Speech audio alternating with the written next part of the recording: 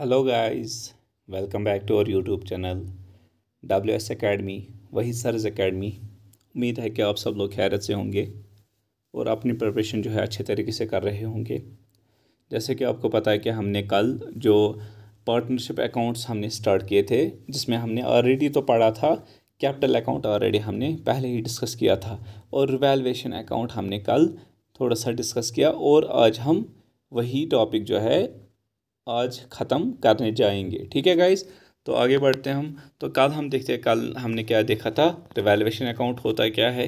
ठीक है, और उसके बाद हमने ये टेबल बनाया था, कुछ इंपॉर्टेंट पॉइंट्स देखे थे और कुछ जर्नल एंट्रीज देखे थे कब क्या होता है, तो जो आपको ज़रूरी याद रखने हैं। उसके बाद रिटायरिंग का पार्टनर पढ़ा, क्या होता है जब रिटायर होता है, तो पार्टनर डिक्रीज होता है, क्या कैपिटल डिक्रीज होता है। गुडविल कौन देता है, गुडविल देता है कंटिन्यूइंग पार्टनर या गेनिंग पार्टनर रिटायरिंग पार्टनर को। ठीक है, उसके बाद हमने केसेस दो देखे, जब गेनिंग रेशो दिया होगा या जब गेनिंग रेशो नहीं दिया होगा, तब जाके कैसे हम NPSR निकालते हैं, और कुछ हमने और इम्पोर्टेंट पॉइंट्स पढ़े थे। तो आज का टॉपिक जो है यहाँ से स्टार्ट हो जाएगा। तो कुछ आपको एंट्रीज आज आपको याद रखनी है। तो देखो जी, सबसे पहले जो जर्नल एंट्री आपको याद रखनी है, रिवैल्यूएशन प्रॉफिट की जर्नल एंट्री। रिवैल्यूएशन प्रॉफिट मैंने अभी आपको बोला, कल बोला था मैंने, जो प्रॉफिट होता है लॉस या लॉस होता है, वो ऑल पार्टनर्स में डिस्ट्रीब्यूट होता है, चाहे वो गेनिंग या कंटिन्यूइंग पार्टनर होगा, चाहे वो रिटायरिंग पार्टनर होगा, चाहे वो न्यू पार्टनर होगा, ठीक है, या ओल्ड पार्टनर, वो सारे पार्टनर्स में डिस्ट्रीब्यूट होता है। तो रिवैल्यूएशन प्रॉफिट की जर्नल एंट्री क्या है, revaluation profit account debit to A is capital account, to B is capital account, to C is capital account. For example C यहाँ पे आप मानो कि ये रिटायरिंग पार्टनर है, तो मीन्स इसके अकाउंट में भी ये ट्रांसफ़र होता है। ठीक है guys, as per old ratio, as per old ratio. उसके बाद दूसरा, goodwill will be given by gaining partner to retiring partner. तब जाके क्या आपकी ये जो है जर्नल एंट्री बनेगी, वो बनेगी आपकी A is capital account debit, B is capital account debit, ठीक है guys, to C is capital account. ठीक है, तो अगर हम देखते हैं A और B यहाँ पे क्या है, गेनिंग पार्टनर, और C क्या है यहाँ पे, रिटायरिंग पार्टनर। ठीक, एज पर गेनिंग रेशो के हिसाब से दिया जाता है। उसके बाद जो रिजर्व होता है या अनडिस्ट्रीब्यूटेड प्रॉफिट होता है, उसकी जर्नल एंट्री कैसे होती है, reserve account debit to A is account, B is account, C is account. तो ये भी तीनों में सारों में, ठीक है, रिजर्व जो है वो डिस्ट्रीब्यूट होता है। कल ही मैंने ये पॉइंट भी आपको बताया, एज पर ओल्ड रेशो के हिसाब से। रिपेमेंट थ्रू कैश, अगर रिपेमेंट किया जाए थ्रू कैश, तब जाके क्या होगा, C is capital account debit होगा टू कैश अकाउंट। सिंपल सी बात है। किसको रिपेमेंट किया जाएगा, अगर हम रिटायरिंग पार्टनर को रिपे करेंगे, ठीक है, उसको कैपिटल लेना है वापस, अगर हम उसको वापस देंगे तो क्या होगा, C is capital account debit हो जाएगा टू कैश अकाउंट, अगर कैश में देंगे। ठीक है, अब अगर फॉर एग्जांपल ABC जो है, C क्या हुआ, C हुआ रिटायर, लेकिन इसको लोन था, क्या था, लोन। अब ये A और B को कुछ पैसे देने हैं ना, इसको फॉर गुडविल देना है या कैपिटल वापस देना है, लेकिन A और B आप क्या बोल रहा है, जो हम आपको पैसे देंगे ये हम आपको नहीं देंगे, ये हम लोन वालों को देंगे, चाहे आपको दे या इसको दे। ठीक है, फॉर अगर आपको देते हैं, आपको भी लेना है और आपको लेने के बाद इनको भी पे वापस करना है। ठीक है, क्यों ना हम डायरेक्टली इनको वापस करेंगे आपके ही पैसे। तो तब जाके क्या बनेगी, तब जाके बनेगी C is capital account debit ही लिखेंगे to C is loan account. ठीक है गाइस, उसके बाद कुछ इंपॉर्टेंट पॉइंट्स, ये जो मैंने यहाँ पे इंपॉर्टेंट पॉइंट्स लिखे हैं ना, ये एग्जामिनेशन पॉइंट ऑफ व्यू के लिए सबसे ज़्यादा इम्पॉर्टेंट है गाइस। ठीक है, तो ये आपको ज़रूरी याद रखने हैं। ऐसे आपको कोई इंपॉर्टेंट पॉइंट्स नहीं दिखाएगा, जैसे मैंने यहाँ पे अभी यहाँ पे मेंशन किया गया है। ठीक है गाइस, देखो जी, सबसे पहले इंपॉर्टेंट इसमें पॉइंट है आपके पार्टनरशिप में, दैट इज़ अनडिस्ट्रीब्यूटेड प्रॉफिट या reserve eight the time of retirement, जब रिटायरमेंट होगी, इज डिस्ट्रीब्यूटेड एमंग, किस में होता है, ऑल पर, ये इससे रिवाइज भी हो जाएगा, ऑल पार्टनर्स में ये क्या होता है, डिस्ट्रीब्यूट होता है एज पर ओल्ड रेशो के हिसाब से। ये आपको याद रखना है, ये आपको क्या हो जाएगा, रिकैप भी आप कर पाओगे। ठीक है गाइस, उसके बाद आता है रिवैल्यूएशन प्रॉफिट, जो होता है क्रेडिटेड टू कैपिटल अकाउंट में, क्या होता है, क्रेडिट होता है, क्या होता है, credit. Profit on revaluation is debited to revaluation account. जो प्रॉफिट होता है ना रिवैल्यूएशन में, वो डेबिट वो डेबिटेड, वो हम डेबिट साइड से लिखते हैं हम किस में, रिवैल्यूएशन अकाउंट में भाई, all partners as per old ratio के हिसाब से, ठीक है। At the time of retirement, जब रिटायरमेंट हम करेंगे, गुडविल इज गिवन बाई, कौन देता है goodwill, gaining partner to retiring partner. ये मैं क्यों इतने परसों से मैं इतने ही पॉइंट्स आपको बोल रहा हूँ, क्यों, क्योंकि ये मेन पॉइंट्स है एज पर गेनिंग रेशो। इसमें ही क्वेश्चन आपको आ सकता है, अगर इसमें क्वेश्चन आए ना तो इसी पॉइंट्स में, जो मैंने यहाँ पे पॉइंट्स दिए हैं ना, ये आपका नट शेल है, ठीक है।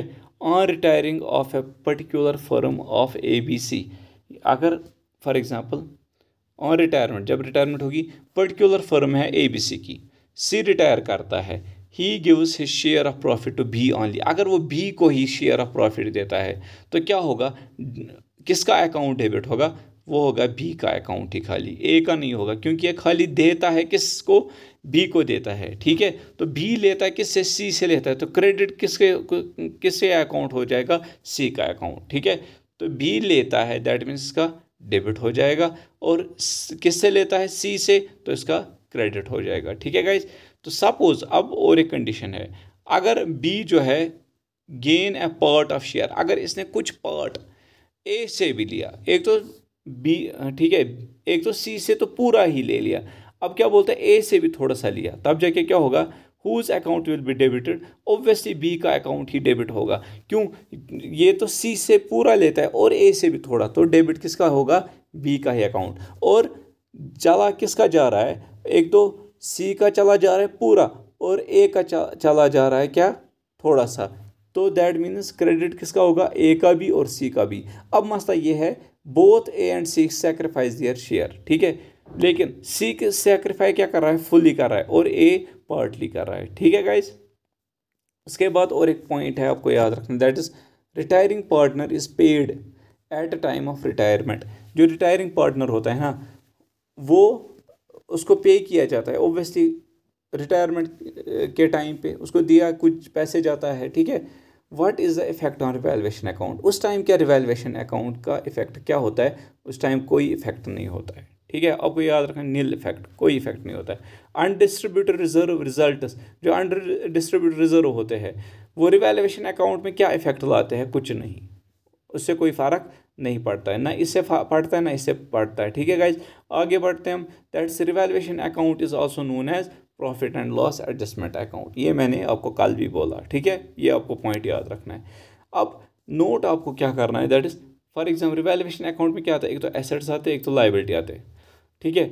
डेबिट साइड ये है, debit the decrease, credit the, आपको पता है इसमें क्या होता है, लॉस होता है यहाँ से, और इसमें गेन, थोड़ा सा ये आपको रिवाइज होता है जाएगा इससे। और आपको एक पॉइंट आपको याद रखें, फिक्टिशियस एसेट्स, वो कौन से फिक्टिशियस है, फिक्टिशियस मीन्स असल में एसेट्स नहीं होते, ठीक है, लेकिन फिर भी हम ये एसेट्स मानते हैं। ये ऑलरेडी मैंने पहले लेक्चर में पढ़ाया था, जब मैंने एसेट्स के बारे में बोला था आपको, जिसने नहीं पढ़ा है वो पहले वो देखे, फिक्टिशियस एसेट्स होता क्या है, ठीक है guys. Fictitious assets is always on debit side of capital account, capital account के डेबिट साइड से ही आता है। अब देखो जी, हमने पढ़ा, एक तो एडमिशन भी पढ़ा, एक तो रिटायरमेंट भी पढ़ा, अब हम पढ़ेंगे डेथ ऑफ ए पार्टनर, क्या पढ़ेंगे, डेथ। उसके बाद लास्ट बचता है इसका dissolution. Death of A partner आज हम पढ़ेंगे। डेथ ऑफ ए पार्टनर में ज़्यादा आपको याद नहीं रखना है, पहले आपको ये पॉइंट आपको ज़रूर याद रखना है कि डिक्रीज्ड एक्सिक्यूटर किसको बोलते हैं। फॉर एग्जांपल ABC है, A की डेथ हुई, अब इसके बदले फॉर एग्जांपल इसका बेटा आ गया, बोल रहा है कि मैं इनके साथ हिसाब करूँगा, मैं इनके साथ हिसाब, अब तो A तो नहीं करेगा क्योंकि इसकी डेथ हो गई, लेकिन इनका बिजनेस चल रहा था ना, अब इसका सन आ गया या इसका ब्रदर आ गया, कोई आ गया, ठीक है, जो ठीक है, जिसपे जो इसका बिजनेस जो है इसका जानता है, अब ये बोलता है सन इसका कि मैं B और C से हिसाब करूँगा। ये जो सन है ना इसका, जो A के बदले आए, ठीक है, उसको हम बोलेंगे decreased executor, the person who represents decreased partner, ठीक है, वो पर्सन जो रिप्रेजेंट करेगा डिक्रीज्ड पार्टनर को, उसी को हम बोलेंगे डिक्रीज्ड एग्जीक्यूटर, ठीक है। अब कुछ इसमें आप देखो जी, अब इसका जो डिक्रीज्ड एग्जीक्यूटर है ना, इसका अकाउंट कैसे बनेगा। फॉर एग्जांपल अब हमारा बिजनेस चल रहा था, अब कैसे चल रहा था, A ने कैपिटल डाला था 7 लाख, बी ने कैपिटल डाला था 4 लाख, सी ने कैपिटल डाला था 2 लाख फॉर एग्जाम्पल, और इनका जो प्रॉफिट शेयरिंग रेशो था ना वो था 1:1:1। ठीक है, जितना ए को जाता उतना बी को उतना ही सी को। ठीक है, इसका यही मतलब है ना। फॉर एग्जांपल इनने 2018 में 40,000 प्रॉफिट कमाए, 2019 में कितना 80,000, अभी किसी की डेथ नहीं हुई। ठीक है, 2020 में कितना 70,000। अब क्या हुआ, अब 31 मार्च 2021 को इसकी डेथ हो गई, किसकी, सी की डेथ हो गई। और उसके बाद जो इंटरेस्ट ऑन कैपिटल वहाँ तक था कितना था, सी का जो इंटरेस्ट ऑन कैपिटल मिलेगा, ठीक है, था ना, वो कितना था 10,000, कितना था 10,000। ठीक है, तो ये क्या बोलता है, अब एग्जीक्यूटर आएगा, सी क्या है एग्जीक्यूटर, उसका अकाउंट देना है ना। पहले तो उसको देखो तीन चीज़ें उसको देनी है।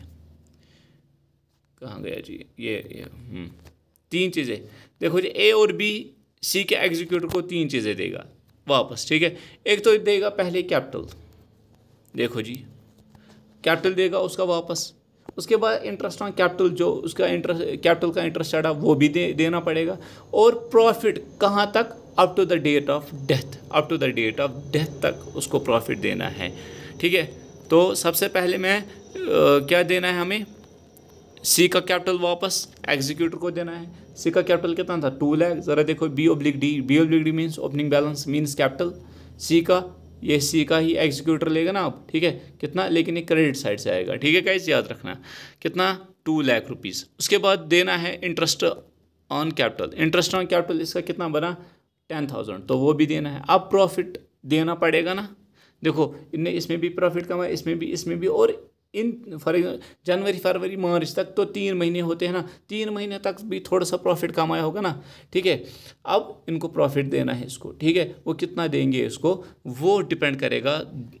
हमने क्या करना है, 2 तरीके हमने अपनाने हैं। ठीक है, 2 में से एक तरीका अपनाना है, 2 में से एक मेथड हमने अपनाना है, जिसकी वजह से हम क्या दे सकते हैं इसको प्रॉफिट।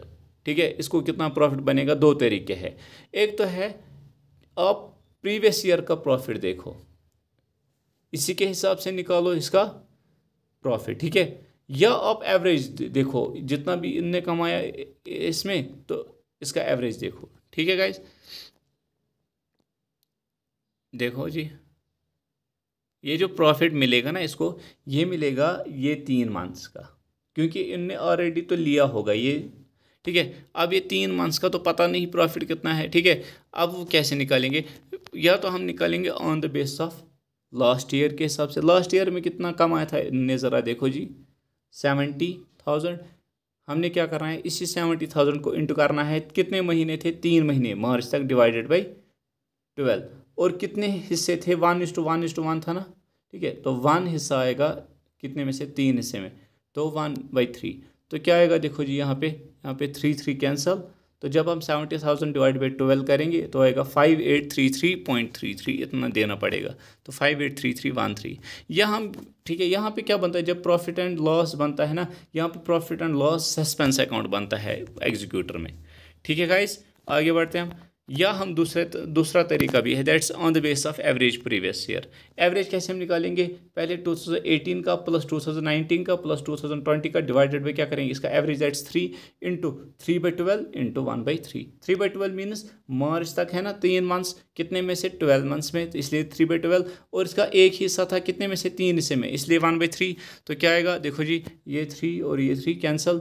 ये जब हम प्लस करते हैं तो ये निकलता है 19,000 डिवाइडेड बाई अपना 3 इंटू यहाँ पे क्या बचेगा 1/12। तो जब हम ये इंटू करेंगे 19,000 इंटू 1 सा 19,000, 1 10 ये 1,90,000 डिवाइडेड बाई 3 इंटू 12 इज 36। ठीक है, तो वो आएगा 5277.77। तो उतना ज़्यादा फ़र्क नहीं होगा। देखो ये 5277 था, ये 5833 था। ठीक है गाइज, तो या तो हम इसके हिसाब से लिखेंगे या तो हम इसके हिसाब से इसको अकाउंट बनाएंगे। ठीक है गाइज, तो ये आपका इसका अकाउंट बन गया, तो इतना पैसा इसको देना पड़ेगा। ठीक है गाइज, तो ये आपका हो नहीं, इसमें कुछ और इम्पॉर्टेंट पॉइंट्स है। हाँ, जर्नल एंट्रीज है जो आपको याद रखनी है। दैट इज़ इम्पॉर्टेंट पॉइंट क्या है, प्रॉफिट शेयर ऑफ डिक्रीज्ड, या ceased partner up to date of that is calculated on the base of. अभी आपने देखा दो तरीके हैं कैलकुलेट करने के, या तो लास्ट ईयर प्रॉफिट से निकालेंगे या तो एवरेज प्रॉफिट से निकालेंगे, यही बोलता है इंपॉर्टेंट पॉइंट। उसके बाद कुछ जर्नल एंट्री आपको यहाँ पे क्या बनती है, इट इज़ जर्नल एंट्री। यहाँ पे जर्नल एंट्री क्या बनेगी, जो हमने अकाउंट बनाया that's profit and loss suspense account debit to deceased या सीज एग्जीक्यूटर अकाउंट, ठीक है। फॉर इंक्रीज इन द, देखो ऊपर भी मैंने बताया आपको, for increase in the value of assets होगा तो assets account debit to valuation account होगा, या अगर decrease in the value of liability, ये आपने पीछे भी पढ़ा है, ठीक है गाइज। तो ये आप देखना, कल हमने देखा था ये इंक्रीज और डिक्रीज भी हमने देखा था, ये मुझे आपको और एक बार बोलने की कोई ज़रूरत नहीं है, ठीक। तो ये आपका हो गया ख़त्म।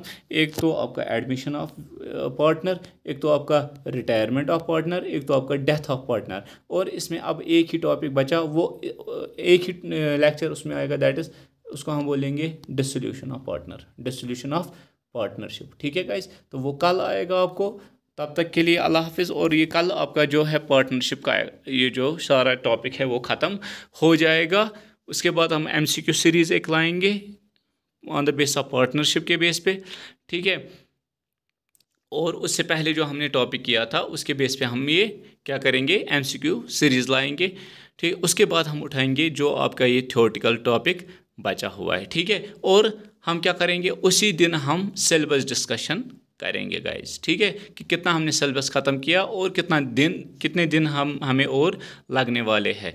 अब ज़्यादा टाइम नहीं लगेगा क्योंकि अब थ्योरेटिकल है सारा।